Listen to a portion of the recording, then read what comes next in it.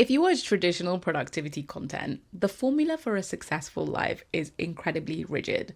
Like people be waking up at 5 a.m., going to the gym, having ice baths, green juices, all that stuff. And no hate if that's you, but that ain't most people. It's certainly not me. Whilst I love a color-coded calendar and a bit of organization in general, I just feel like all of these approaches treat the human energy like a flat, predictable line that's there on a Tuesday morning and there on a Sunday night. And it just ain't so.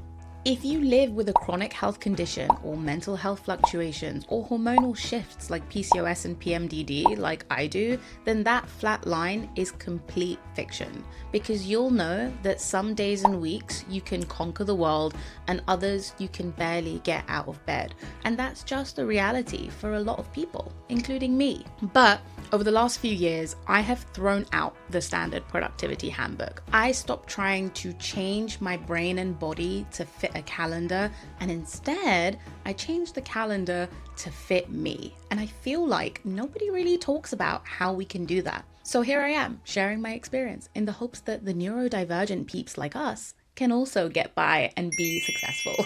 First up, we need to become detectives. We need to identify patterns, because if you don't quite understand when your low moods kick in or when you have low energy and what triggers it, it's going to be hard to plan around that. Now, this step isn't necessarily going to be quick or easy. It does require a little bit of effort from your part for a couple of weeks and months, just writing down how you feel. For me, it took longer than I'd like to admit. Kind of a few years, but that's mainly because I was sort of avoiding the fact that I'm a woman with different cycles. But as soon as I started paying attention to it, like using an app called Clue to track my periods and also using my notes to track my moods, it became better. And that's mainly because I realized that my off days are not random. They are tied to my cycle. Now, obviously, if you're a dude, this doesn't really apply to you, but it doesn't mean that you can't take note of how you feel. Like if you have weirdly high energy in the evenings, write it down. If you have a lot of anxiety leading up to events, write it down. Because eventually,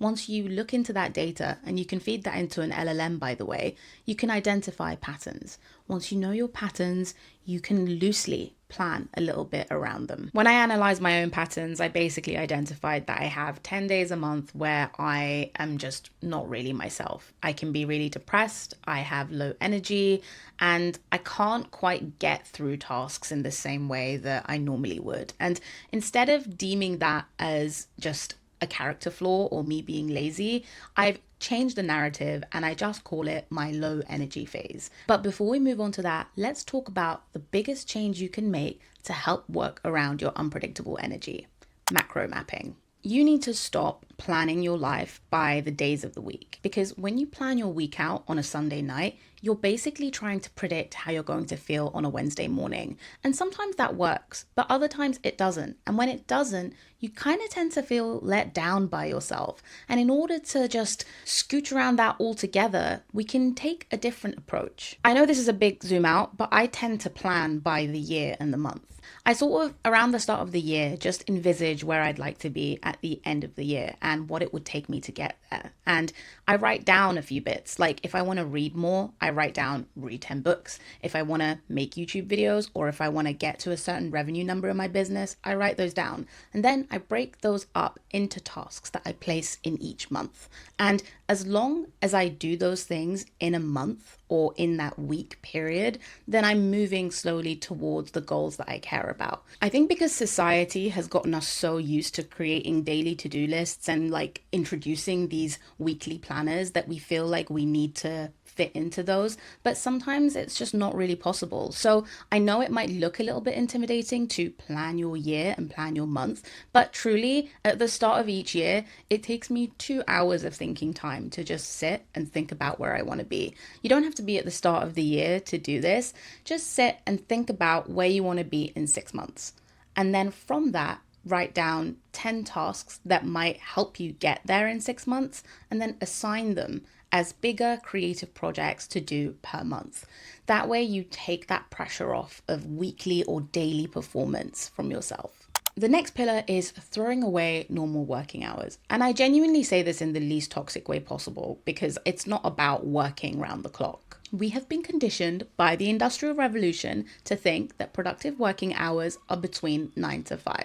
This is false. When your brain chemistry is doing its own thing, your energy levels are going to spike at different times. And there is nothing wrong with your brain being more productive between 7 and 10 p.m.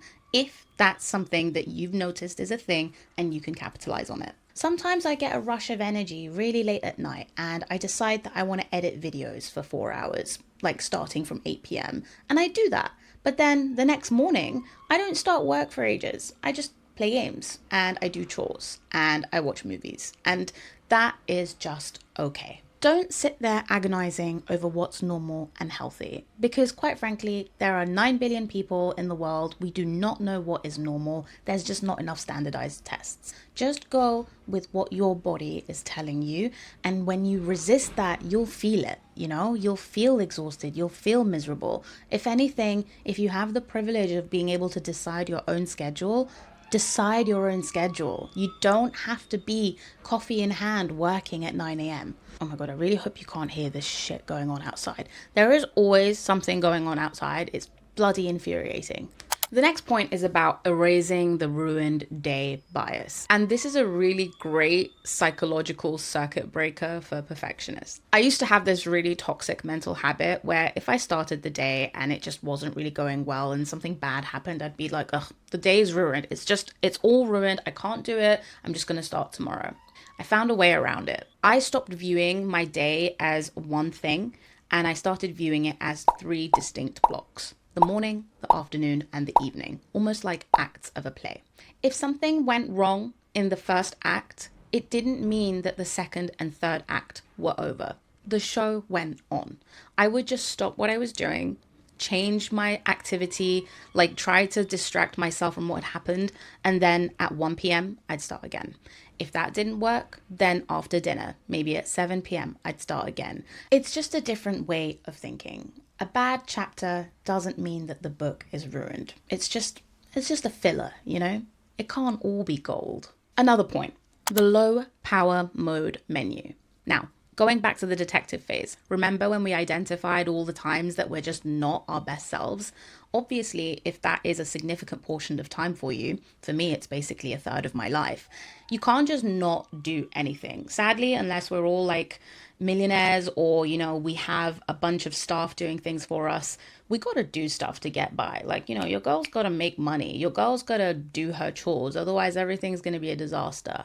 But you can design your time in a way where when you're feeling low, you have low power mode menu type tasks. Think of it like this.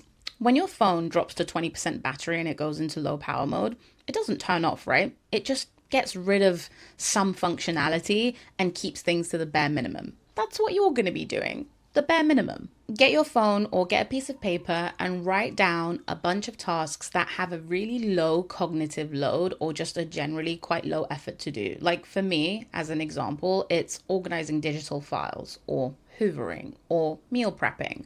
These things I find to be quite going with the motions type activities that don't require me to think. I just need to kind of appear there and do the thing. These things still nourish your life in its own way, and it's something that you would have done anyway. You just need to change when you do it to make the most of how your brain works. You've probably gleaned this now, but ultimately the biggest shift that you can make in your life is not tactical. It's a mindset thing. It's philosophical. It's understanding that when you change your perspective and your approach to things, life can just be easier. But there's one philosophical thought that I mention a lot in my videos that I think will just take the edge off a bit.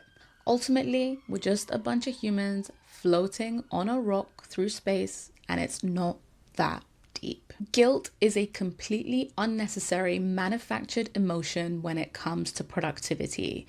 We do not need to be anything or anywhere. We give ourselves these goals and deadlines because we perceive this version of ourselves that we want to be one day. And there's nothing wrong with being ambitious. I'm an ambitious person too. But if you're breaking your back or psychologically tormenting yourself to be that version of yourself, is it really worth it? Your worth as a person is not your daily output. Learn to honor the winter days as much as the harvest days. There is no good without bad, and there is no happiness without suffering. They need to coexist, and you need to sort of like let yourself feel these things and go through those motions and support yourself in each season that you're at. Anyway, I'm by no means an expert. I feel like we could constantly learn from each other on this. So if you also have unpredictable energy, please let me know in the comments your strategies of dealing with it, because I just feel like the more tools we have in our arsenal, the better. I really hope that this was helpful in some way, and I cannot wait to see you guys next Friday. Take care until then. Bye.